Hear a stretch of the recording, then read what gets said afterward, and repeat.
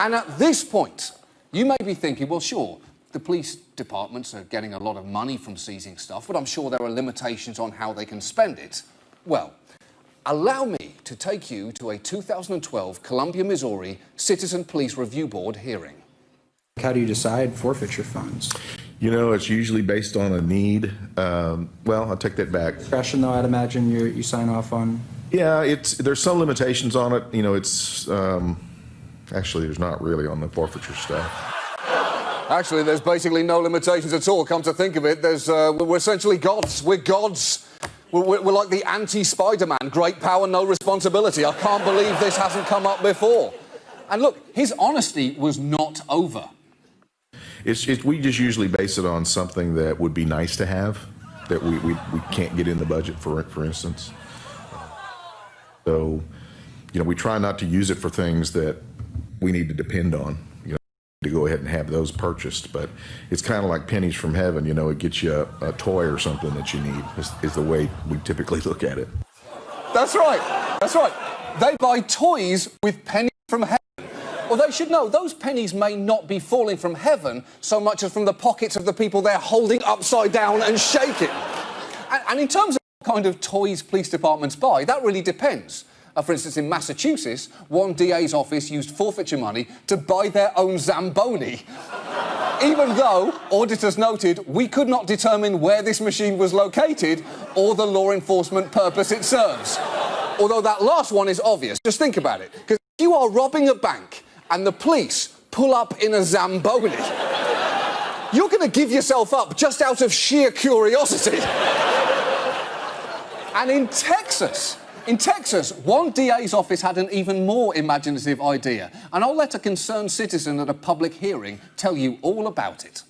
With or without a law degree, everyone here knows that purchases of kegs of beer, margarita machines, and bottles of Crown Royal for office parties, as was done in Montgomery County, don't qualify as expenses for official purposes. That's true. In Texas, they bought a margarita machine. They were literally using this money as their own personal slush fund. They were literally... It's perfect. The analogy is perfect. And look, if the police need money for equipment, we should clearly be giving it to them. And if they need money for margarita machines, they should be f***ing paying for that themselves. But these civil forfeiture laws have warped law enforcement priorities and perception, and nowhere is that more clear than Philadelphia. Philadelphia officials over a 10-year period have seized more than 1,000 houses, about 3,300 vehicles, and $44 million in cash and civil forfeitures. Holy shit. Usually when someone describes something taking 3,000 vehicles and 1,000 houses, they're talking about a fucking hurricane. Now, one of those houses belongs to the Soravelis family, and the reason for that seizure seems a little harsh from the outside. Police arrested their 22-year-old son Yanni on drug charges, $40 worth of heroin, and claim he was selling drugs out of the home. Police and prosecutors came armed with a lawsuit against the house itself. Exactly, because remember, the parents aren't on trial, the house is, which is clearly ridiculous. The only drug-containing house that needs a seized. The Soravelises got to experience the final problem with civil forfeiture. Recourse can be incredibly difficult.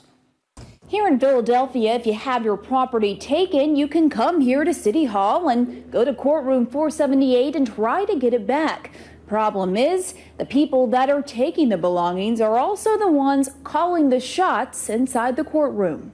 The Soravelises showed up to courtroom 478 ready to plead their case to a judge. Instead, they say they faced a prosecutor from the DA's office. That's right.